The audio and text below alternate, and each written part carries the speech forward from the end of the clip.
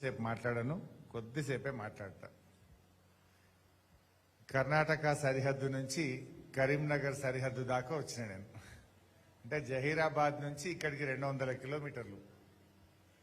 అక్కడ మీటింగ్ చేసుకొని అన్నం తింటే లేట్ అవుతుందని కార్లో పెరుగన్నం పెట్టుకొని తినుకుంటా ఉరికొచ్చిన. బట్ అయినా 4:30 అయింది. చాలా సంతోషం. మీరు ఎంతో ఓపికగా ఎంతో ప్రేమతో ఇంతసేపు ఎదురు చూసిన అక్కా చెల్లెలకు, మా సిద్దిపేట రూరల్ మండల అన్నదమ్ములందరికీ నమస్కారం తెలియజేస్తూ, జై తెలంగాణ. అమ్మా 2 నిమిషాలు. అయితే మన సిద్దిపేట రూరల్ మండలం ఏ ఎన్నికలు వచ్చినా కూడా మెజార్టీలో మొదటి భాగంలో ఉన్నది సిద్దిపేట రూరల్ మండలం. ఎంతో మంచి కార్యకర్తలు, ఎంతో మంచి నాయకులు ఉన్నటువంటి నియోజకవర్గం మన సిద్దిపేట నియోజకవర్గం. నేను మీతో కోరేది ఒక్కటే, నా ఎన్నిక కాదు అని అనుకోకండి దయచేసి. ఎంపీ ఎన్నిక కూడా మనకు చాలా ప్రతిష్టాత్మకం. పులివెందుల అంటే రాజశేఖర రెడ్డి గారికి పేరుంది, కుప్పం అంటే చంద్రబాబు నాయుడుకి పేరుంది.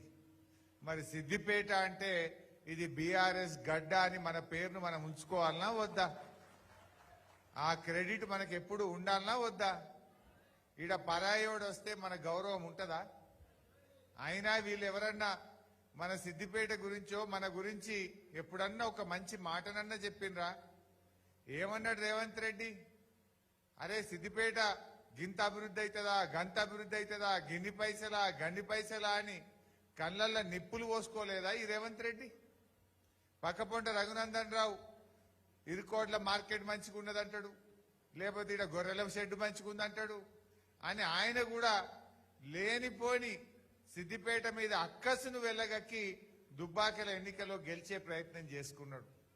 అంటే సిద్దిపేట అభివృద్ధిని ఓర్వలేనోడు, సిద్దిపేట మంచిని చూడలేనోడికి సిద్దిపేటలో ఓట్లు వేద్దామా? ఆలోచన చేయండి. అంటే మనం ఎవరికి సర్దిగట్టినట్టు ఆలోచన చేసుకోవాలనా వద్దా? కాంగ్రెస్ అయినా బీజేపీ అయినా కేంద్ర మంత్రి కిషన్ రెడ్డి కూడా అగో సిద్దిపేటకే అన్ని అనుకుంటా తిట్టుకుంటా పోయిండు.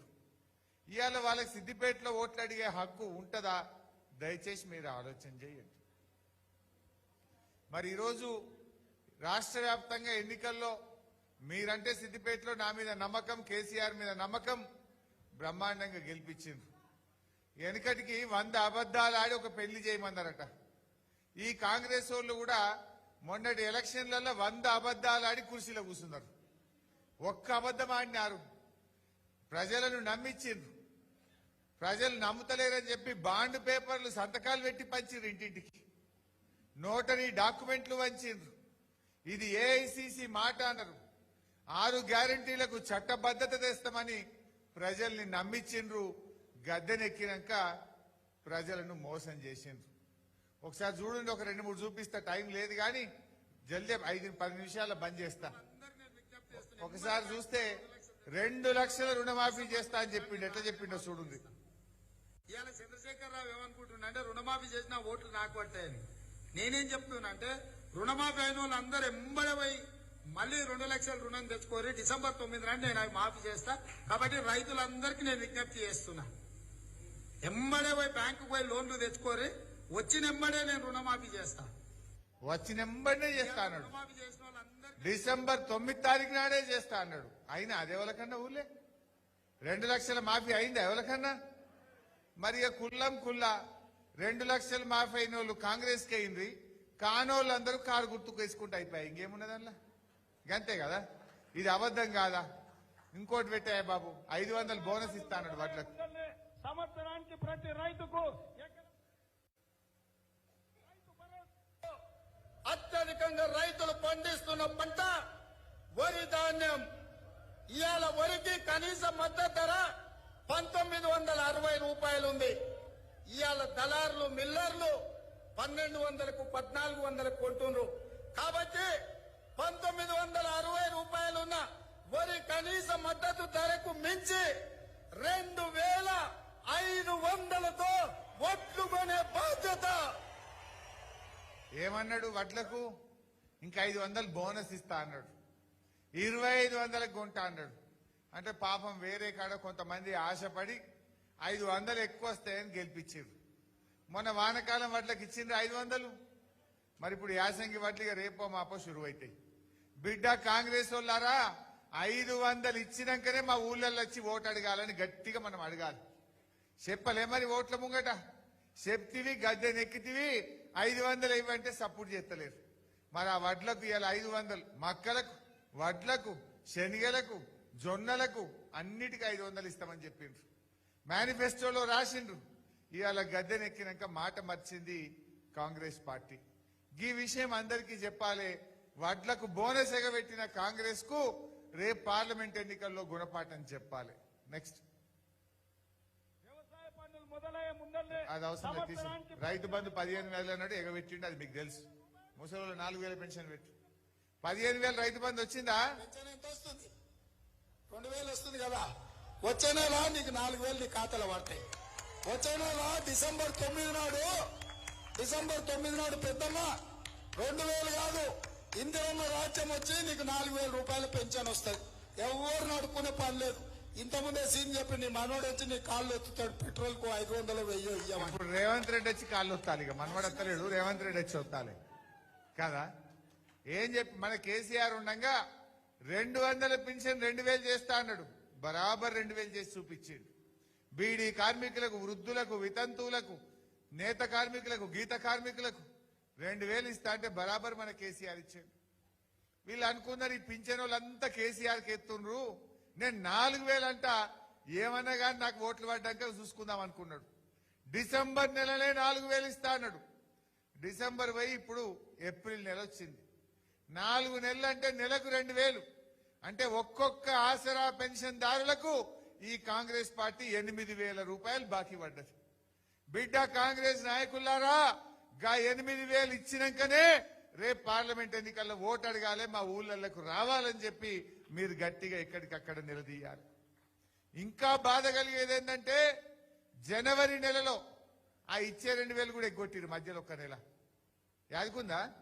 ముసలోళ్ళకి బాగా తెలుస్తుంది, బీడీలోళ్ళకు. మధ్యలో ఒక 2,000 ఎగరే కొట్టిరు. ఆయన ఏమంటారు చూడండి, అన్న వస్త్రానికి పోతే ఉన్న వస్త్రం పోయిందట. 4,000 వస్తే ఆశపట్టి ఇంత 2,000 కూడా పోయినాయి జనవరిలో. మరి ఇంకా కాంగ్రెస్ పార్టీకి ఎవరైనా ఓటేస్తామా? మహిళలకు ఏమన్నాడు? ఆడపిల్లలకు 2,500 ఎత్తా అన్నాడు. చూడండి, అది కూడా ఒక్కసారి వేసిండా? అవునా? అందుకే మా అక్కల కష్టాలు చూసి నగదు మా అక్క దగ్గర ఉంటే పిల్లల చదువులు, ఇంటి ఖర్చులు, పండుగ పూట చుట్టం వస్తే ఇంత మంచి చెడ్డ చూడడానికి ఉంటది. అందుకే ప్రతి నెల 1వ తారీఖు నాడు ప్రభుత్వ ఉద్యోగికి జీతం వచ్చినట్టుగా ప్రతి నెల 1వ తారీఖు నాడు ఆడబిడ్డల ఖాతాలో 2,500 రూపాయలు ప్రతి నెల ఆడబిడ్డల ఖాతాలో వేయాలని కాంగ్రెస్ పార్టీ నిర్ణయం తీసుకున్నది. ఎంత ముద్దుగా అబద్ధం ఆడిండు. 2,500 ఒక్కలకన్నా, ఎవరికన్నా ఒక్కరికి వల్లే. మరి ఎంత మోసం ఇది. వీళ్ళ మీద పోలీస్ స్టేషన్లో చీటింగ్ కేసు పెట్టద్దు. అందుకే నేను మా అక్క చెల్లెలు అంటున్నా, 2,500 వడ్డోళ్ళేమో కాంగ్రెస్ కోటైంది. పడని అక్క చెల్లెలందరూ కారు కేసింది అనుకో, రేపు అసెంబ్లీలో పోయి బల్ల గుద్ది ఈ కాంగ్రెస్ వాళ్ళ మెడలు వంచి ఆ పైసలు వచ్చేటట్టు చేస్తా మీకు. నేను గట్టిగా అడగాలనా వద్దా? ఇంకా తులం బంగారం చెప్పిండు, అది అడుగుందా మీకు? అది కూడా చూపియవా? చానున్నాయి. కళ్యాణ లక్ష్మిలో ఈ రోజు 1,00,000 రూపాయలే వస్తున్నాయి. ఈ నెల అయితే 1,00,000. వచ్చే నెల మీరు తీసుకుంటే 1,00,000తో పాటు తులం బంగారం ఆడబిడ్డలకే ఇచ్చి వచ్చిందా చెల్లె తులం బంగారం కన్నా?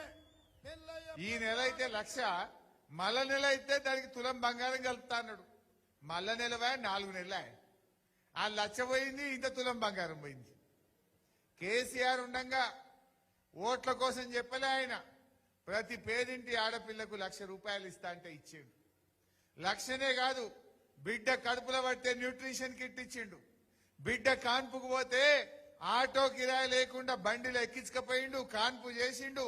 కేసీఆర్ కిట్ ఇచ్చిండు. తల్లిని పిల్లని తెచ్చి ఆటో కిరాయి లేకుండా ఇంటికాడ దించిపోయిండు.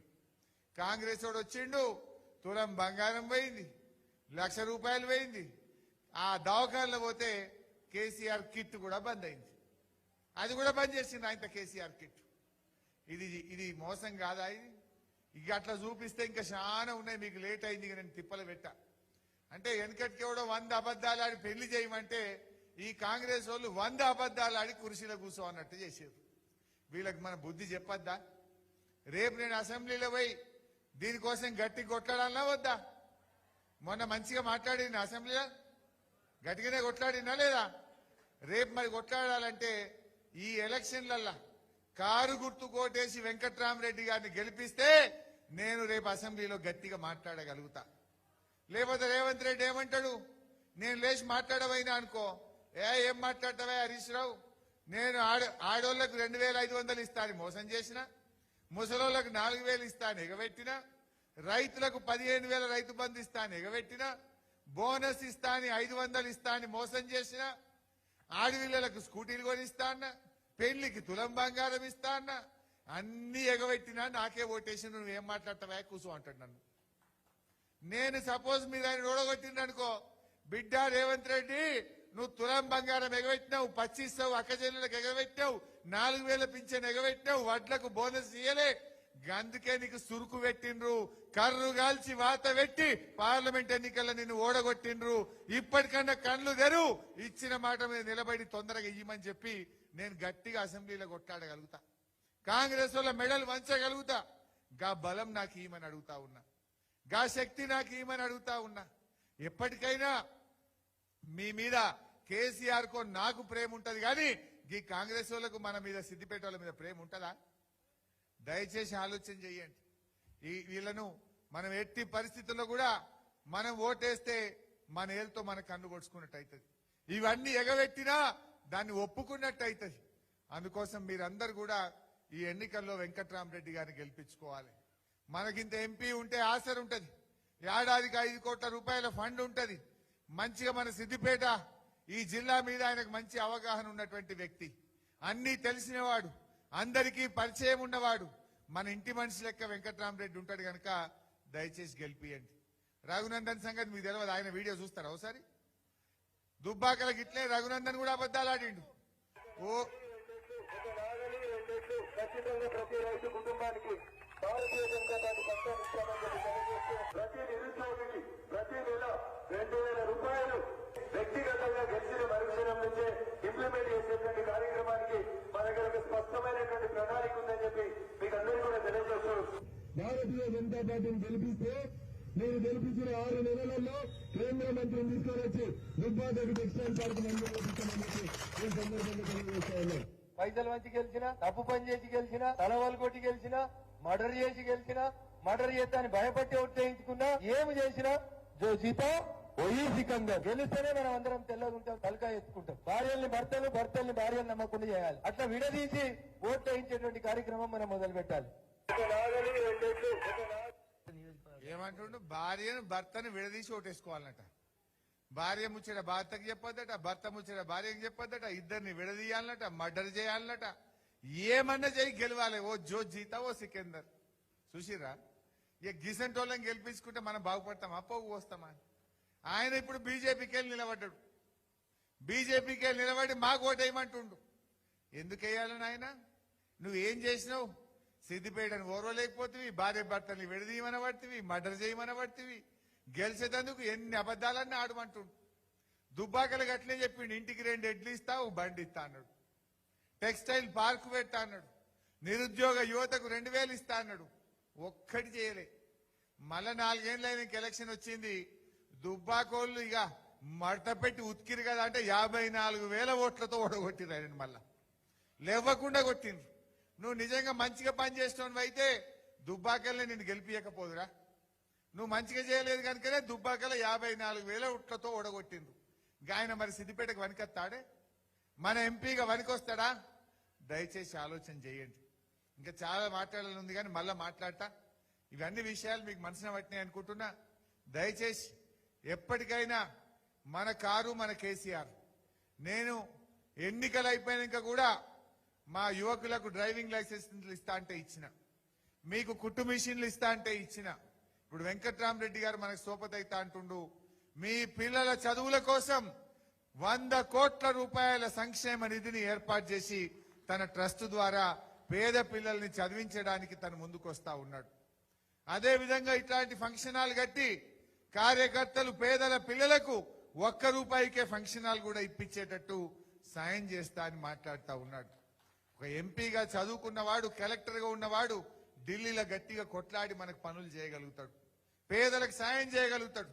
నేను మీ అందరినీ చేతులు జోడించి ప్రార్థించేది ఒక్కటే, నా కోసం మీరు ఎట్లా పనిచేసిండ్రో, మొన్న ఎమ్మెల్యే ఎలక్షన్ లో నాకు ఎన్ని ఓట్లేసిండ్రో, రేపు వెంకట్రామరెడ్డి గారికి కూడా అదే పద్ధతిలో మే 13వ తారీఖు నాడు వెంకట్రామరెడ్డి గారి కారు గుర్తు మీద ఓటేసి ఆయనను దీవించండి అని కోరుకుంటూ, నేను ఆలస్యంగా వచ్చినందుకు పెద్ద మనసుతో నన్ను క్షమించాలని కోరుతూ, జై తెలంగాణ.